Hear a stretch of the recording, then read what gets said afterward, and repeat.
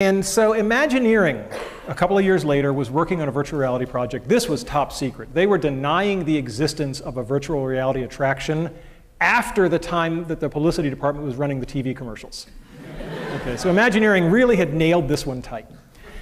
And it was the Aladdin attraction where you would fly a magic carpet. And the head-mounted display, sometimes known as Gator Vision. And so I had an in. As soon as the project had just, they started running the TV commercials. And I had been asked to brief the Secretary of Defense on the state of virtual reality. Okay, Fred Brooks and I had been asked to brief the Secretary of Defense. And that gave me an excuse. So I called them up, I called Imagineering, and I said, look, I'm briefing the Secretary of Defense. I'd like some materials on what you have, because it's one of the best VR systems in the world. And they kind of pushed back, and I said, look, is all this patriotism stuff in the parks a farce? And they're like, okay. They said, but the PR department doesn't, this is so new, the PR department doesn't have any footage for you, so I'm going to have to connect you straight through to the team who did the work. Jackpot. Right?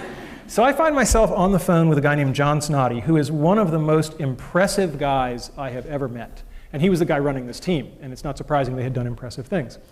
And so he sent me some stuff. We talked briefly. He sent me some stuff, and I said, hey, I'm going to be out in the area for a conference shortly. Would you like to get together and have lunch? Translation, I'm going to lie to you and say that I have an excuse to be in the area so I don't look too anxious. But I would go to Neptune to have lunch with you. And so John said, sure. And I spent something like 80 hours talking with all the VR experts in the world, saying, if you had access to this one unbelievable project, what would you ask? And then I compiled all of that, and I had to memorize it, which anybody who knows me knows that I have no memory at all, because I couldn't go in looking like a dweeb with, hi, question 72, right? So I went in, and this was like a 2-hour lunch, and John must have thought he was talking to, some phenomenal person, because all I was doing was channeling Fred Brooks and Ivan Sutherland and Andy Van Damme and people like that, and Henry Fuchs. So it's pretty easy to be smart when you're parroting smart people. And at the end of the lunch with John, I sort of, as we say in the business, made the ask. And I said, I have a sabbatical coming up. And he said, what's that? The beginnings of the culture clash. And so I talked to him about the possibility of coming there and working with him. And he said, well, that's really good, except, you're in the business of telling people stuff, and we're in the business of keeping secrets. Right? And then what made John Snoddy was he said, but we'll work it out. Right? Which I really loved. The other thing that I learned from John Snoddy, I could do easily an hour-long talk just on what have I learned from John Snoddy. One of the things he told me was that wait long enough and people will surprise and impress you. He said, when you're pissed off at somebody and you're angry at them, you just haven't given them enough time. Just give them a little more time, and they'll almost always impress you. And that really stuck with me. I think he's absolutely right on that one. To make a long story short, we negotiated a legal contract. It was going to be the first, some people referred to it as the first and last paper ever published by Imagineering. But the deal was I go, I provide my own funding, I go for 6 months, I work with a project, we publish a paper. And then we meet our villain. I can't be all sweetness and light because I have no credibility. Somebody's head's going to go on a stick. Turns out that the person who gets his head on the stick is a dean back at the University of Virginia. His name is not important. Let's call him Dean Wormer.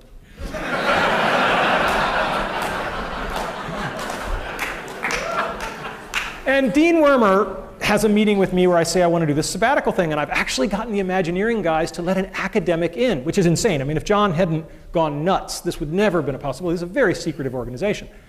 And Dean Wormer looks at the paperwork and he says, well, it says they're going to own your intellectual property. And I said, yeah, we got the agreement to publish the paper. There is no other IP. I don't do patentable stuff. And he says, yeah, but you might. So deal's off, and just get him to change that little clause there, and then come back to me.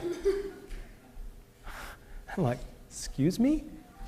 And then I said to him, I want you to understand how important this is. If we can't work this out, I'm going to take an unpaid leave of absence, and I'm just going to go there, and I'm going to do this thing.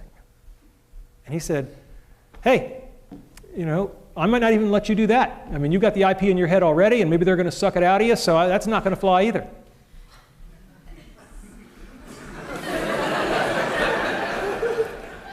It's very important to know when you're in a pissing match. And it's very important to get out of it as quickly as possible. So I said to him, well, let's back off on this. Do we think this is a good idea at all? He said, I have no idea if this is a good idea, And I was like, okay, well, we've got common ground there. Then I said, well, is this really your call? Isn't this the call of the Dean of Sponsored Research, if it's an IP issue? And he said, yeah, that's true. I said, so if he's happy, you're happy? Yeah, then I'd be fine. Like Wile E. Coyote, a little. And I find myself in Gene Block's office, who's the most fantastic man in the world. And I start talking to Gene Block, and I say, let's start at the high level, since I don't want to have to back out again. So let's start at the high level. Do you think this is a good idea? He said, well, if you're asking me if it's a good idea, I don't have very much information. All I know is that one of my star faculty members is in my office, and he's really excited, so tell me more. Here's a lesson for everybody in administration. They both said the same thing. But think about how they said it, right? I don't know. Well, I don't have much information, but one of my star faculty members is here, and he's all excited, so I want to learn more. They're both ways of saying I don't know, but boy, there's a good way and a bad way. So anyway, we got it all worked out. I went to Imagineering, sweetness and light, and all's well that ends well. Some brick walls are made of flesh. So I worked on the Aladdin project. It was absolutely spectacular. I mean, just unbelievable. Here's my nephew Christopher. This was the apparatus. You would sit on this sort of motorcycle type thing, and you would steer your magic carpet, and you would put on the head-mounted display. The head-mounted display was very interesting. It had two parts, and it was a very, very clever design. To get throughput through, the only part that touched the guest's head was this little cap, and everything else clicked onto it, all the expensive hardware. So you could replicate the caps, because they were basically free to manufacture.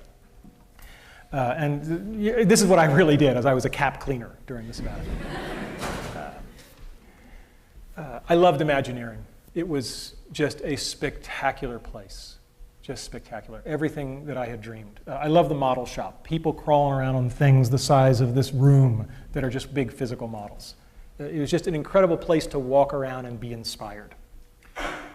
I'm always reminded of when I went there and people said, do you think the expectations are too high? And I said, you ever see the movie Charlie and the Chocolate Factory, Willy Wonka and the Chocolate Factory, where Gene Wilder says to the little boy Charlie, he's about to give him the chocolate factory, he says, well, Charlie, did anybody ever tell you the story of the little boy who suddenly got everything he ever wanted? Charlie's eyes get like saucers, and he says, no, what happened to him? Gene Wilder says, he lived happily ever after. Okay, so working on the Aladdin VR, I described it as a once in every 5 years opportunity, and I stand by that assessment. It forever changed me. It wasn't just that it was good work and I got to be a part of it, but it got me into the place of working with real people and real HCI, user interface issues. Most HCI people live in this fantasy world of white-collar laborers with PhDs and master's degrees, and until you got ice cream spilled on you, you're not doing field work, right? And more than anything else, from John Snoddy, I learned how to put artists and engineers together, and that's been the real legacy. We published a paper, just a nice academic cultural scandal. When we wrote the paper, the guys at Imagineering said, well, let's do a nice big picture, like you would in a magazine. And the SIGGRAPH committee, which accepted the paper, it was like this big scandal. Are they allowed to do that? There was no rule. So we published the paper, and amazingly, since then, there's a tradition of SIGGRAPH papers having color figures on the first page. So I've changed the world in a small way. And then at the end of my 6 months, they came to me and they said, you want to do it for real? You can stay.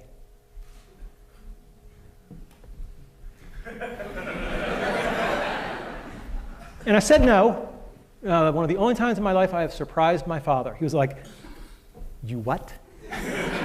He said, since you were, all you wanted, and now they got it, and you're like, huh? There was a bottle of Maalox in my desk drawer. Be careful what you wish for. It was a particularly stressful place. Imagineering in general is actually not so Maalox-laden, but the lab I was in, John left in the middle. And it was a lot like the Soviet Union.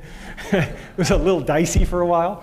But it worked out okay. And if they had said, stay here or never walk in the building again, I would have done it. I would have walked away from tenure. I would have just done it.